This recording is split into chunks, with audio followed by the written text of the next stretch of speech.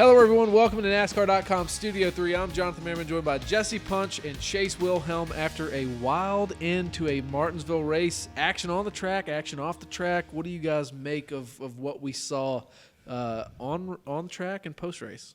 So on the track, it was total domination by Martin Truex Jr. He's really established himself as what I think is going to be the favorite to win the championship, and I think he knows it too, because in his press conference after the race, he said he's like it's damn good to be the best right now. So that 19 team, they have a ton of confidence, so that should be really scary for everybody else.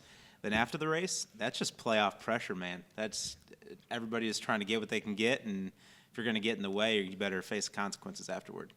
I love the playoffs. That's all I have to say coming out of that, both on the track and post-race. Playoff racing, playoff tension at its finest. What we saw, obviously, shake down with Joey Logano and Denny Hamlin was just product of tension. But was anyone really at fault there when it came to the on-track incident? I don't know. What do you guys think?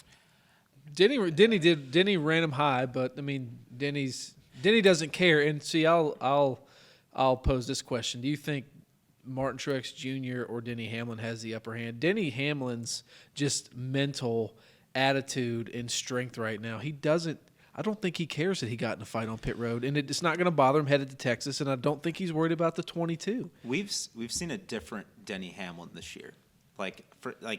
Throughout all the rest of the years of his career, this is a new Denny Hamlin that doesn't let things like that affect him. And that's really scary because he's really strong too. And it's like, you know what? He was just trying to get all he could get. And I think Logano was mad because he felt like Hamlin didn't do enough to get off of him. Because when when he slid up into Logano hit the wall. Logano's like, oh, like Hamlin just stayed up there. He didn't get off me. I think that was his issue. Because, I mean, that's just a racing incident in my opinion. But, I mean, Logano and Hamlin, they know what went on in those race cars. But, I mean, I don't know. I think Hamlin just, he slid up into him and they kind of locked a little bit, and it's just a racing deal. So it's short track racing. That's exactly what it is. Yeah. It's short track racing. Well, and I agree with you. I mean, those are the only two people that really know what happened. And I think what Joey was looking for after the race was an apology from Denny, maybe something that would show that it was more of an accident. Denny wasn't about to get that apology. It goes back to what you said. He's driven and he's confident, and it's the playoffs. I don't need to apologize for racing hard, especially at Martinsville. It cracked me up because Hamlin's like, I ran you into the fence. That's statement of fact, that's it. And he didn't let Logano affect him. But if this was a Denny Hamlin in previous years, then I think it'd be more detrimental. But there's something with Hamlin in that 11 team this season they're going to go to Miami for sure, in my championship 4 at least, and they're going to do something special, I think. Do you think Logano's reputation as a hard-nosed racer, as a non-apologetic race car driver who's going to do what he has to do to win, affected Denny's decision to not give him room off the corner and Denny's decision to go after him after Joey threw the little parting shot there at the end? What do you think? Oh, absolutely. Denny knows who he's racing against, and that's the champion. That is our current champion, and Denny is 3 races away from potentially being our new champion. He is not going to let up, especially with Joey Logano, and especially after the race. He's not going to take from what Denny might think is a sign of disrespect there with Joey kind of starting the incident. Denny's gonna follow that up. I think that very much played a part. It would have been different if it weren't Joey Logano. Where does his reputation fall into that? Because, I mean, I don't think Joey cares if he has friends on the racetrack, and I think Denny Hamlin's probably not one of those guys who is his friend on the racetrack. So I think his reputation is that Hamlin isn't going to take any crap, like whether you push him around on the racetrack, whatever, or even off. Like, it was civil, and Hamlin didn't want to apologize because, in my opinion, I don't think Hamlin had to apologize. I agree. From an outside looking in, like it was a racing deal. You're at Martinsville. It's the playoffs. Okay, that's going to happen. But when you shove him and then you walk away, like, at least give the man a chance. Well, Denny was ready to go. Joey asked him if he wanted to go, and Denny said, yes, come here. So, I mean, I don't know. I think it's a new Denny Hamlin we're seeing. It's the same Joey Logano. I mean, Joey's an aggressive race car driver, and I don't think we should fault him for that. No. We get moments like this out of it. And Denny Hamlin's more of an old school race car driver than people might think. Because when we think of old school, we think of the Kevin Harvicks and the Clint Boyers and stuff like that. But put Denny in that mix because, I mean, being from Virginia, racing those short tracks and everything, like he was around that life too, and that's in his blood. And we saw that on the racetrack every weekend, and we saw that on pit road on Sunday night. So that's Denny Hamlin at its finest, I think. Well, and I think from a comparison standpoint, too, from a playoff situation, Joey cracked. That was a little bit of what we saw. He's an intense racer, but it's Martinsville. He knew he was going to go out there, and he knew he was going to get hit. He didn't agree with what Denny did, but I think that example of after the race, the way he handled himself, was a little bit of a showing of how much playoff pressure is weighing on him. Well, he was hot. When he got out of the car, he attempted to go over to Denny, but So you had the best view. PR and Todd Gordon held him back. They said no, and then so he took a couple deep breaths and he walked over there, and then it's an emotional sport. It's a passionate sport. It's short tracks. This is the way that it is supposed to be. Let them handle it. I'm good with it. But before we expand on this, I think one of the bigger stories that we're not talking about is Kyle Busch, Eric Almirola. I think this could come up and bite Kyle a little bit as we get down the road because, to quote Almirola, he said he was going to make it hell on Kyle for these next 3 races. Mm-hmm. Do we see anything come out of this? Absolutely. You think so? Oh, I think so. See, I don't. I think that really crisped Almirola's bacon. You know what I mean? I think that's that's the maddest I've ever seen Eric Almirola. That was kind of surprising when I was listening to the interview, and then I heard that. I kind of perked up. I'm like, wow, like that was aggressive. I like it. But I think Kyle Busch has a little bit more to worry about than Eric Almirola. He has to worry about getting that 18 back up to the front, which he was doing at Martinsville. He had a fast car, but then that just kind of ruined his day. And I think maybe the fact that the 18 team hasn't performed to their liking, I think that is kind of getting in Kyle's head, and that's why he was being aggressive with guys in the back that really didn't, or not in the back, but like guys who really don't matter with the task at hand because Almirola's out of the playoffs. Where are you going to try to rough him up when like just focus forward and focus on the playoff guys that you need to beat?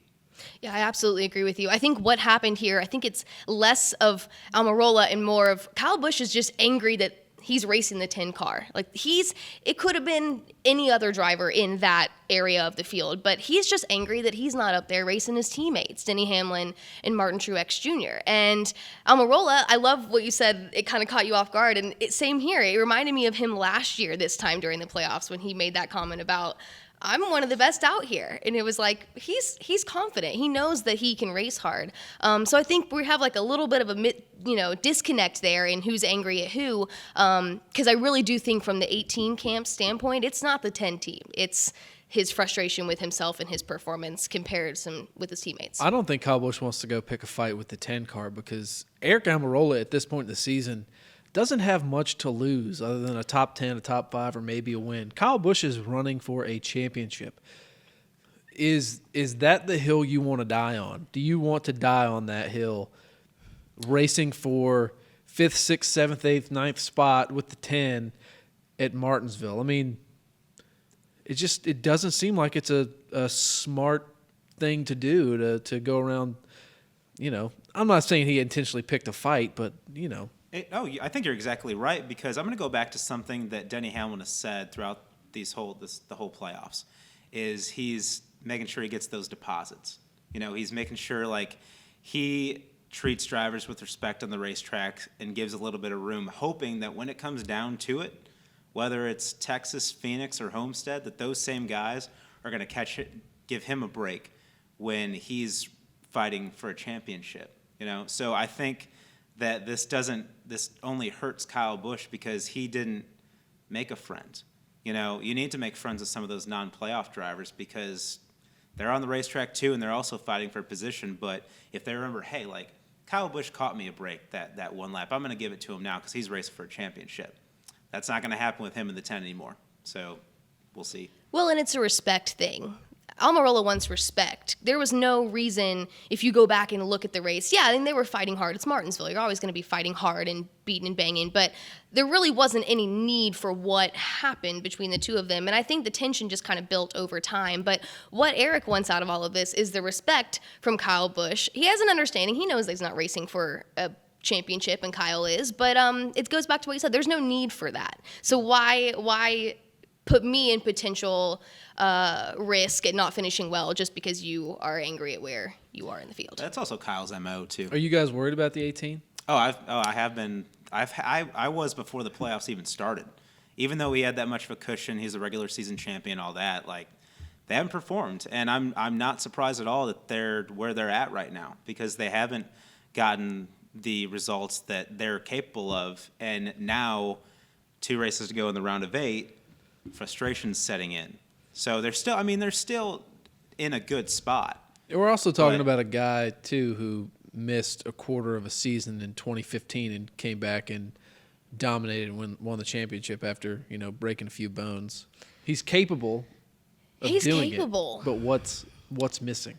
See, I'm with you. I'm very much worried about the 18 team, but I was more confident than you were in Kyle Busch heading into the playoffs, and even up until this round, I was more confident in him. I thought that they would hit another stride in the playoffs and really kick it up a notch, but we just haven't seen that. And I think what worries me more now is that we're seeing Kyle's frustrations affect his performance on the track.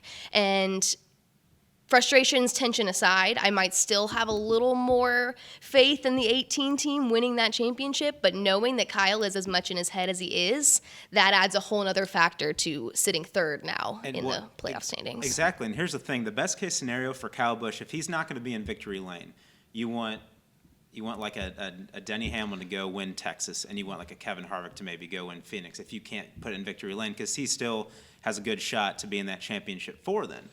But if you have like a Chase Elliott go win Texas and a Ryan Blaney go win Phoenix, and you don't put together results in those 2 races, trouble on the bubble. Yes, that's when it's like, holy crap! Like So let's shift and let's talk about that. Who has to win, in your opinion, to make it in, and who can race their way in? I'm of the belief that the 9 car has got to win. I think they're capable. I don't necessarily think Blaney has to win anymore. I did before this week, and I think Larson's got to win. I'd agree with that. At this point in the season, I'll agree with Chase Elliott when he says that everybody has to win.